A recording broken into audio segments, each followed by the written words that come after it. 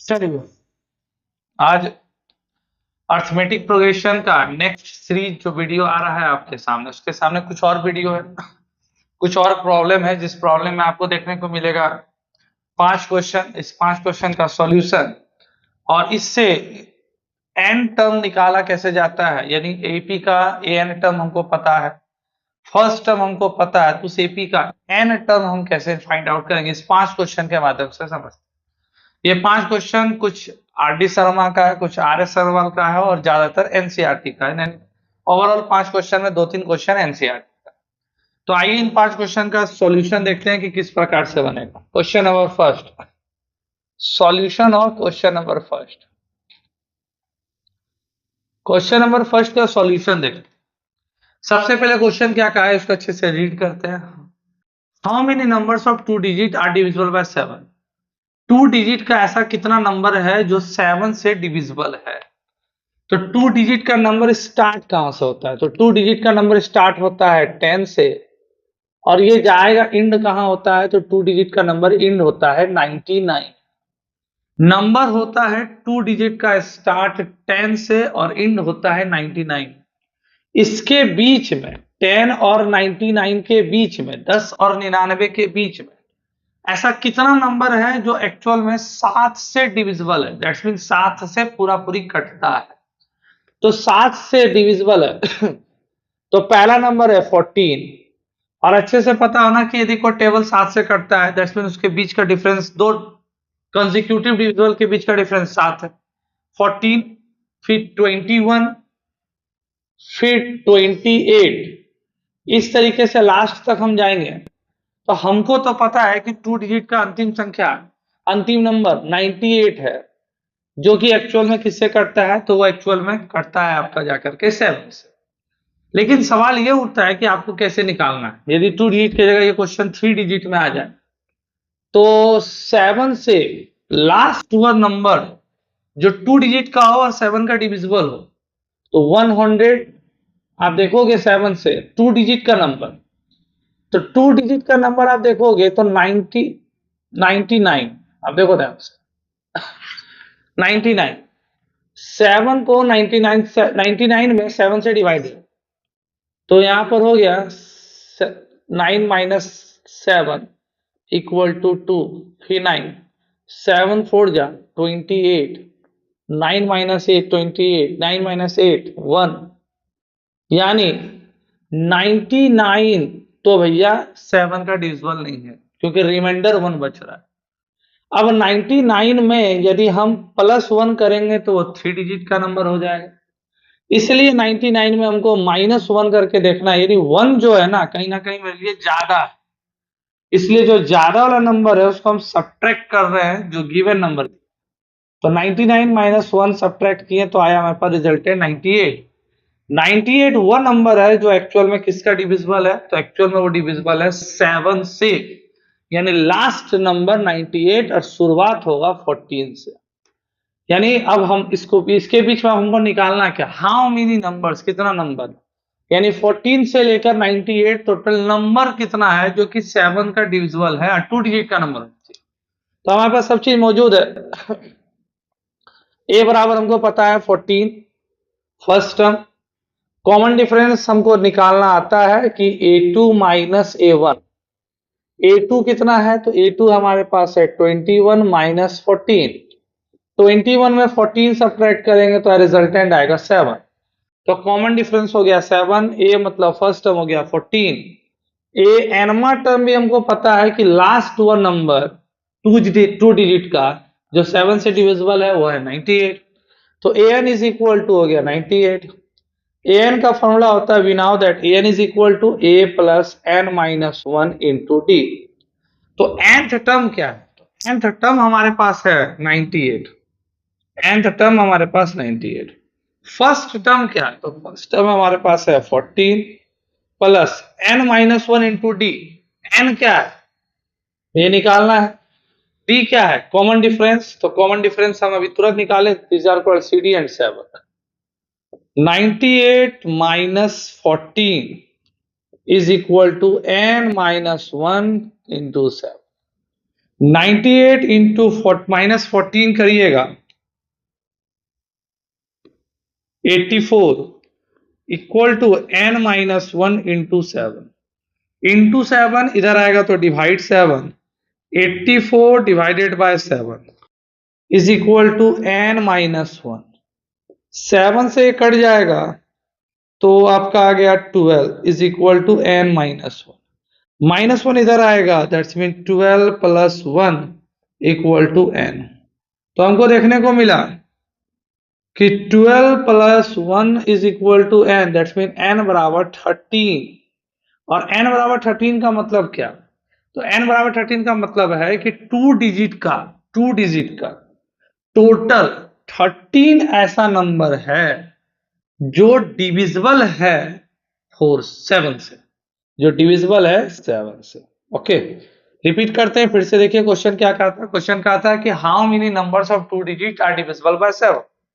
तो हम बोले कि पहला नंबर 14 है, दूसरा नंबर 21, फिर 28 dash dash dash 98। Last number two digit का 98 है जो 7 का डिविजिबल है।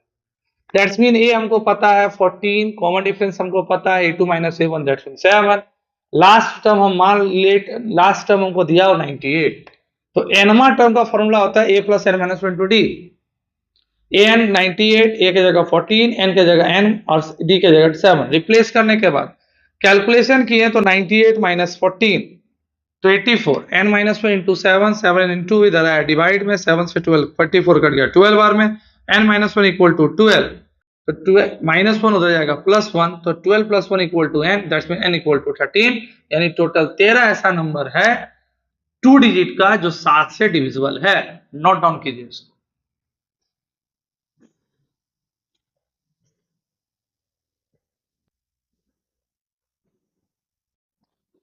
अब इस क्वेश्चन के बाद क्वेश्चन नंबर 2 स्टार्ट किया जाता है। तो सॉल्यूशन ऑफ क्वेश्चन नंबर 2 क्या है? क्वेश्चन नंबर 2 पहले उसको हम लोग देखते हैं और क्या कहना चाहता है क्वेश्चन नंबर 2।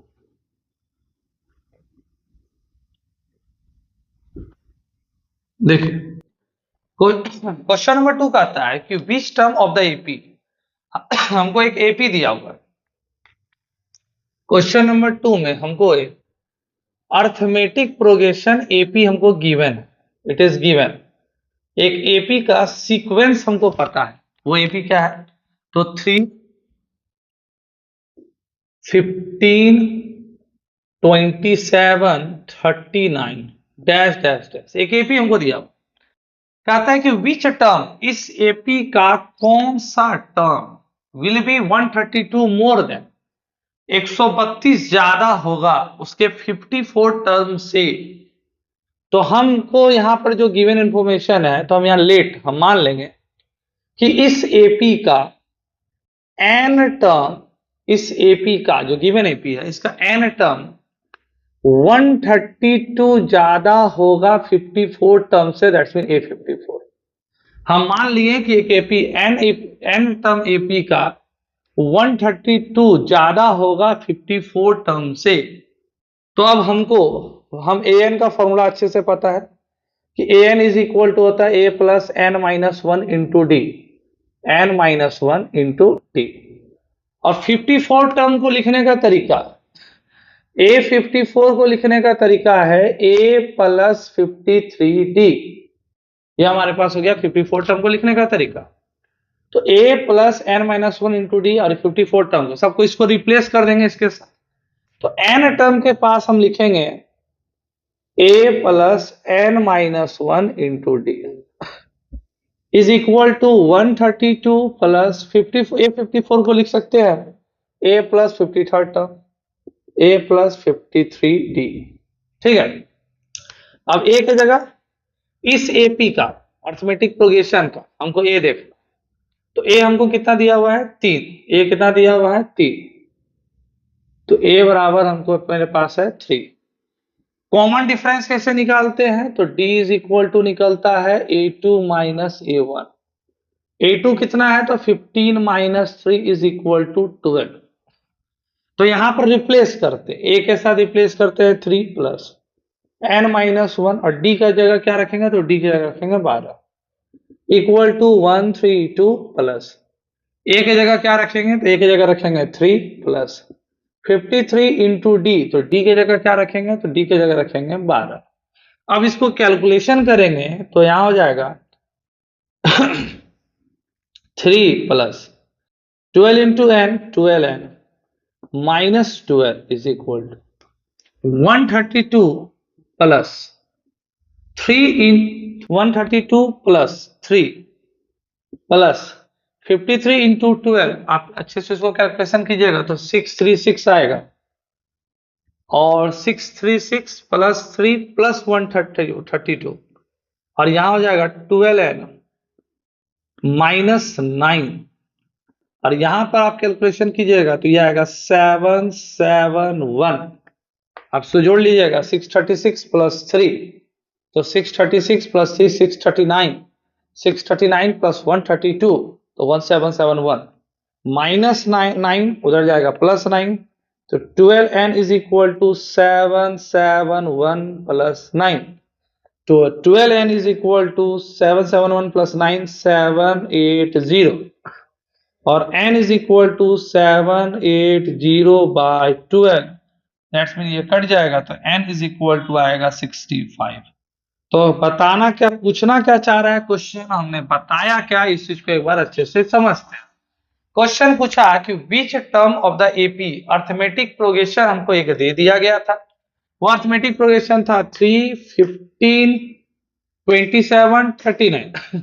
उसके बाद हमसे पूछा कि इस एपी का कौन सा टर्म 132 से 54 ज्यादा है, 54 टर्म, 54 टर्म से 132 ज्यादा, तो 54 टर्म से 132 ज्यादा है, तो हम एक इक्वेशन बनाए, मान ली कि इस एपी का एन टर्म जो है, nth टर्म, वो इसके 54 टर्म से 132 ज्यादा है। तो nth टर्म का मतलब a plus N minus 1 to D, 54 term को लिख सकते हैं a प्लस 53d, और a का मतलब हमको पता है 3, d का मतलब हम जानते हैं 2 minus a1, 53 15 minus 3 equal to 12, तो an is equal to a plus N minus 1 to D, यानी इसको रिप्लेस यहां करेंगे और 54 टर्म को रिप्लेस करेंगे इससे, तो लिखाएगा कि a plus N minus 1 d, a की जगह 3, एन की जगह n, डी की जगह 12, ए की जगह आप देखोगे तो यहां पर 132 को 132 रहने दिए, ए को रिप्लेस कर दिए 3, क्योंकि फर्स्ट टर्म को 3 पता है, कॉमन डिफरेंस हमको पता है 12, रिप्लेस कर दिए 12 into N 12n, 12 into 1 12, 132 132 plus 3 53 into 12 636, 12n 3 plus minus 12 equal to minus 9, और 132 प्लस 3 प्लस 3 से 636 इक्वल टू 771, 12n माइनस 9 उधर गया प्लस 9, तो 771 plus 9 equal to 780, 12n is equal to 780 बटा 12, तो n का वैल्यू आ गया 65। दैट्स मीन जो 65th टर्म है, जो 65th टर्म है वो 54 टर्म से 132 ज्यादा है, यानी आंसर आपका होगा n बराबर 65। नोट डाउन कर लीजिए इसको।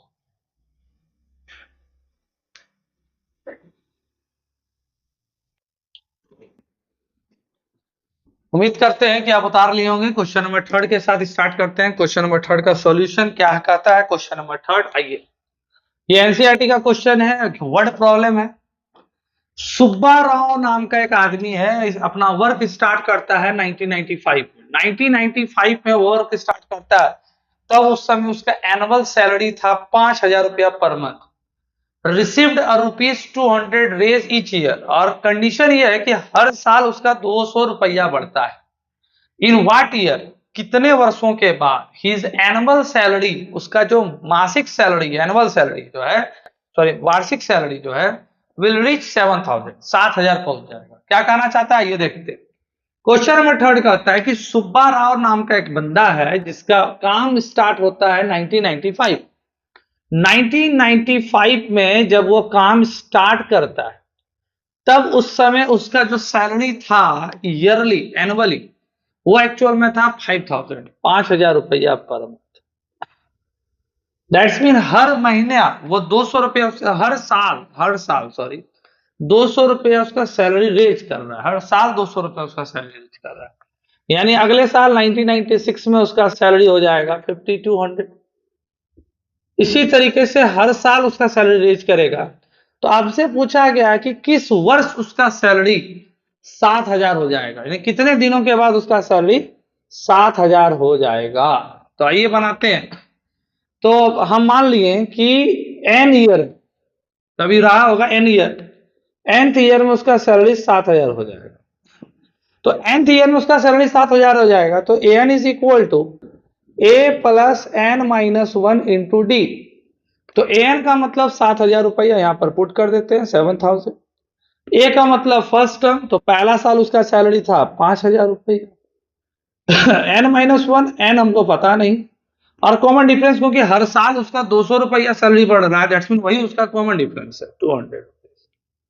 तो 7,000 minus 5,000 is equal to n minus 1 into 200. तो 7,000 minus 5,000 equal to 2,000 divided by 200 is equal to n minus 1. Cancel out. तो n minus 1 is equal to 10, that's mean n बराबर 10 प्लस 1 equal to 11। पता क्या चला? बताइए चला कि 11वां साल 1995 से 11 साल आप जोड़िए, 11th ईयर में जाके उसका n बराबर 11th ईयर में उसका जो सैलरी है वो सैलरी 7,000 हो जाएगा। ठीक है, 11th ईयर में उसका जो सैलरी है वो 7,000 रुपीज हो जाएगा। नोट डाउन कर लीजिए क्वेश्चन, फिर से वो रिपीट कर देते हैं कि सुब्बा राव नाम का एक बंदा है जिसका 1995 में सैलरी है 5,000 और हर साल 200 रुपया सैलरी बढ़ता है, तो कितने साल में 7,000 सैलरी वो पहुंच जाएगा, रीच कर जाएगा। तो बोले 1995 में 5,000, तो 1996 में 5,100 रुपया 5,200, इस तरह करते वो 7,000 रुपया कितने सालों में पहुंचेगा ये हमसे पूछा है। तो हम मान लिए कि nth टाइम में वो 7,000 पहुंचेगा, तो n is equal to a plus N minus one to D. N की जगह 7,000, a मतलब first year 5,000, N minus one, D का मतलब 200, 500 प्लस इधर है minus 500, 7,000 minus 500 2,000, N minus one is equal to 200।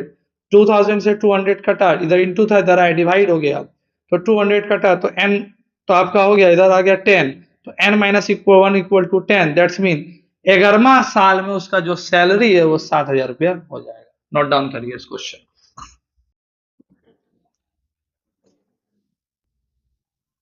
यदि आप उतार लिए हैं तो आइए क्वेश्चन नंबर 4 यहीं पर बना देते हैं।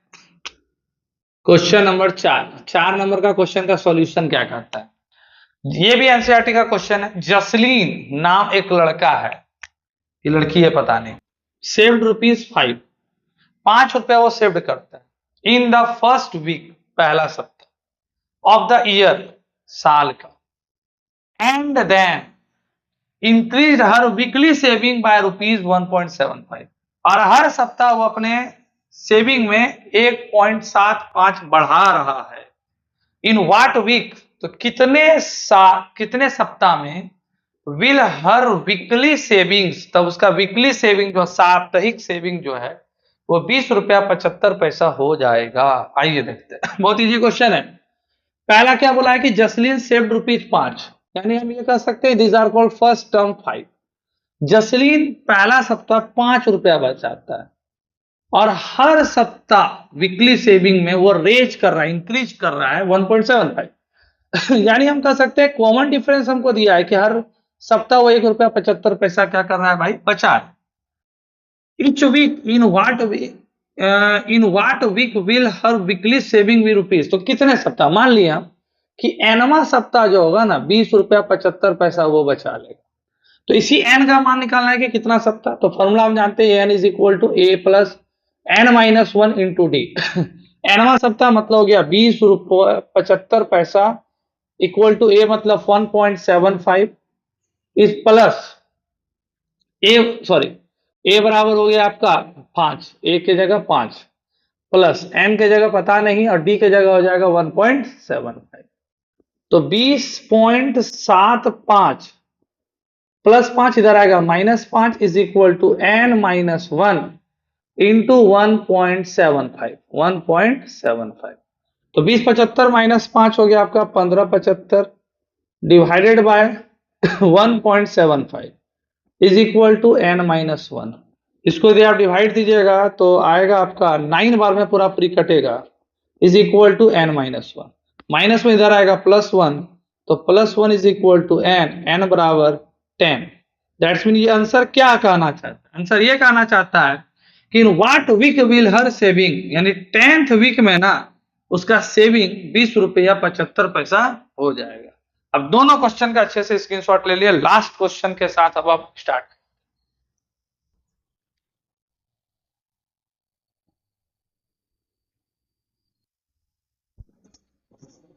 आइए लास्ट क्वेश्चन देखते हैं। क्वेश्चन नंबर 5 क्या कहना चाहता है?